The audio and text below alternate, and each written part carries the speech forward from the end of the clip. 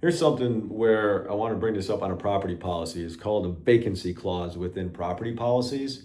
And it generally, in general, a property policy says we're going to insure the property under a normal property policy as long as the premises are occupied, they're taken care of, maintained by the insured or subcontractors, but that people are there on a daily basis and everyone knows what's going on.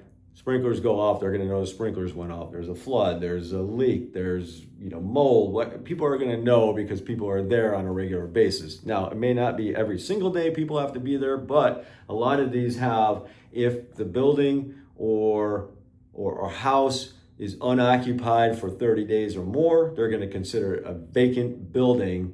And the property policy, in the event of a loss, once it's considered vacant, property policy can and most likely will deny any claim. And it has happened where I have seen, the insurance, and people don't, maybe they own multiple buildings. They don't understand that there's that clause within a property policy. So they move out of one building, they still own it. They move out of it, move into another one. They're like, I'm just, we're taking care of it. I'll send someone over just to look at everything once a week. Well, insurance company ways that's not an occupied building. That's still a vacant building, even if someone showed up once a week to make sure everything's running.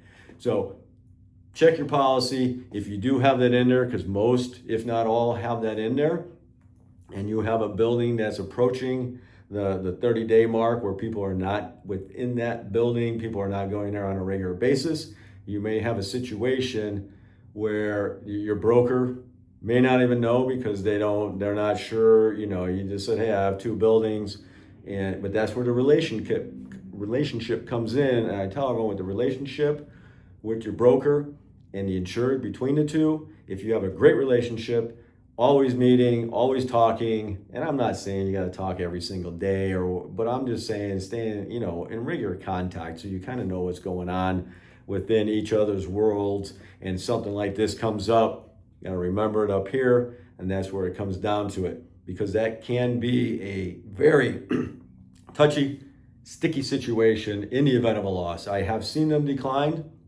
It's not occurred, but I get these publications all the time on claims and situations and legal situations. I'll get them all the time. I read these, and there was one here in Chicago where the broker actually told the guy, because he sold the building, or he didn't sell the building, bought a new building, but he didn't sell it yet. He said, just put a desk and chairs in your old building, and it won't be considered a vacant building. Well, a total loss to the building.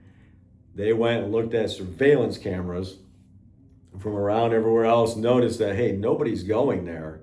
But the guy goes, well, the broker told me if I have a desk and chairs there and someone went by once a week, that it's not considered vacant. Well, insurance carrier goes, nope, that's not right. And we're denying the claim. So then all of us brokers, we carry what's called errors and omissions insurance, or E&O, for short, E&O. We unintentionally screw up. Well, that policy, then our E&O policy, is going to cover that claim. Well, in this situation, because the agent was not one of the owners, but one of the agents, producers within the agency, told this customer to do that and everything would be fine. So the E&O policy declined to cover. So then this insured had to go after the agency, and they had to go after the producer individually. And in the long run, it cost them, I don't know how many $100,000 in legal fees. They got back pretty much the whole $3 million between the two parties, but it was just a drawn out deal, and it took a couple years to get this solved. So look at your policies. You have a building, it's even questionable as to whether you think it might be occupied by insurance company standards, or you think it may not. Always reach out to your broker. If you're having a hard time getting a hold of your broker, you have any questions, always reach out to me. I'm here to help anybody, even if you're not a customer of One Digital, you're not a customer of ours, reach out to me, send me a message. You have a quick question, I'm here to help. We don't have to do business together for me to give you advice on these things. I just want to make sure that all of you out there have all the insurance you need. All the provisions are I's dotted, T's crossed. You're not going to have a situation like that where you're going to have an uncovered claim, because that could This case, it did not, but it could put you under and take away everything you worked your whole lifetime for. So give me a call, have any questions, always reach out to me. I am available to help anyone anytime.